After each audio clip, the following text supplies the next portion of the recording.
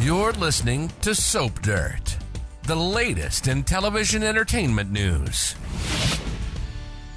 Hey, Ball and the Beautiful fans, I've got your early edition spoilers for April 28th through May 2nd. We're going to talk about some Taylor and Brooke chaos and Liam's desperation. It's Belinda from Soap Dirt. If you're not following us, please click that subscribe button. So you may have noticed that the spoilers are way off from what we're actually seeing on the episodes this week.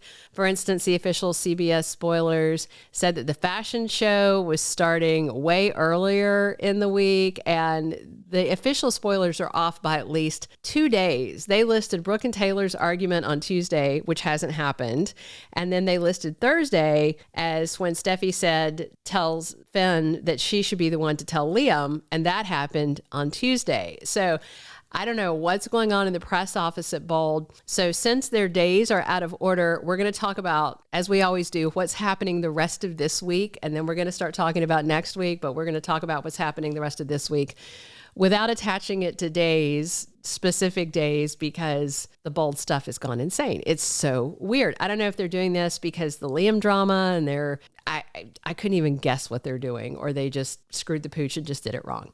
So the rest of this week, look for more of Steffy Forrester absolutely devastated about Liam's fatal diagnosis. Although she told him on Tuesday, we do expect her to reiterate the information on Wednesday, and then Finn is going to join them. He's going to provide actual medical details about the tumor and what this all means.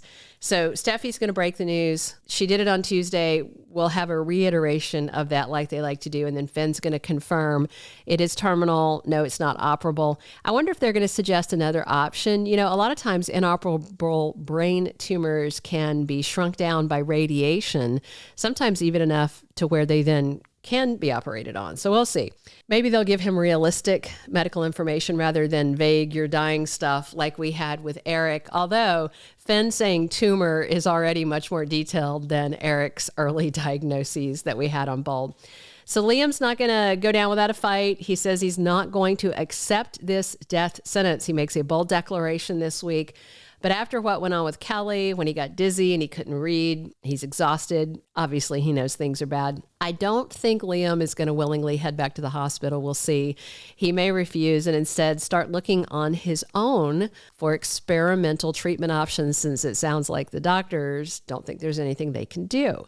Steffy is, of course, devastated because Kelly is going to lose her dad. She appreciates Liam trying to put a positive spin on it, but Steffy believes what Finn says, and she's sure that Liam really is dying and there's no way to avoid it no matter what he says.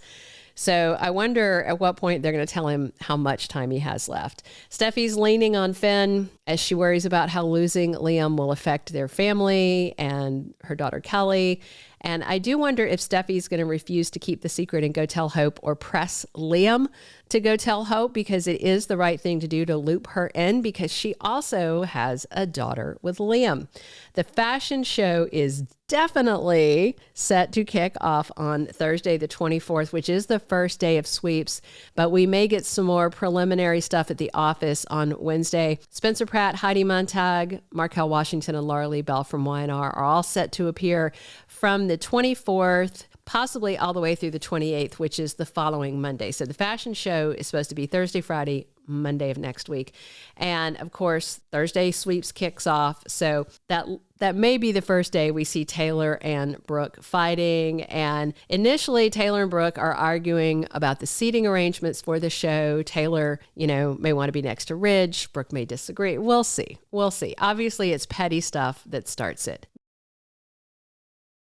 And after their first argument, then they're going to take it, deeper backstage. Taylor winds up accidentally trapping herself and Brooke in a storage closet. She closes the door and apparently it locks, and from the inside you can't get out. Why would you do that? That there wouldn't be a lock on the inside, and it's built to trap people. So Taylor and Brooke each blame the other for them being stuck in there. And of course, Taylor has already seen Brooke back in one of her little robes, so she may suspect she's up to something. I kind of wonder if Eric is up to something with Brooke, because I noticed a lot of comments on Soap's social media saying Eric was kind of doing Taylor and Ridge dirty by openly encouraging Brooke and leaving that video playing.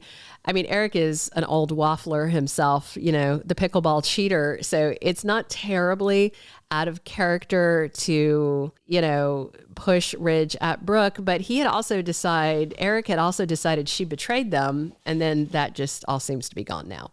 So Ridge had just told Eric and Brooke on Tuesday that the showstopper was locked up downstairs. So two things. I wonder if after Eric encouraging her about that dress and the boat ride, if Brooke's going to try and slip into the showstopper to catch Ridge's eye, and if Taylor gets wind of it and tries to shut her down. That may be the source of their big argument. If that showstopper is in the closet they get locked into and runs it late for the show, that might explain why Ridge is so annoyed, because he's got some things to say to both of them by the end of the week. We also have behind the scenes action at the Forrester Creation show with Katie, Will, and Electra. So maybe they go looking and hear Taylor and Brooke banging on the door for help to come out of the closet. And then Ridge confronts Taylor and Brooke about their backstage antics at his fashion show.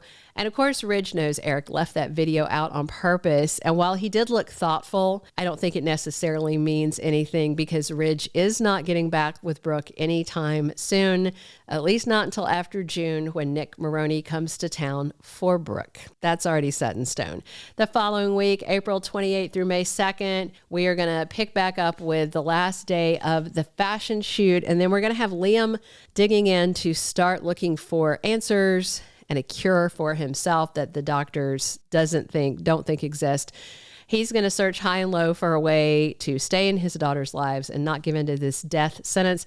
Look for Liam to reconnect with Bill, who, you know, if he told him the truth, might be able to help, because I imagine that Bill would move heaven and earth to find a cure for Liam. Steffy hates to see Liam in denial, and she may worry that he's wasting the time he has left looking for a cure that doesn't exist when he should be spending it with Kelly and Beth and his loved ones. And Liam should have long overdue scenes with Hope, and we also have to hope that Beth is part of those scenes as well, because she should be. It shouldn't just be him and his one daughter. Brooke is looking towards the future after the chaos at the fashion show with Taylor and Ridge chewing them out and reiterating his rejection of her and him choosing Taylor. It might be time for Brooke to step back and regroup. I don't expect her to completely give up on winning Ridge back, but maybe Brooke will reconsider how she is approaching things. And of course, Nick Maroney is in LA to see her in less than 6 weeks. Also back are recurring players Jennifer Garais as Donna Logan and Dick Christie as Charlie Weber. Thank you for being a loyal listener. Follow us wherever you get your podcast, because you don't want to miss the next episode. Soap Dirt is on all the major podcast platforms, including Apple Podcast, Spotify, iHeartRadio, and more.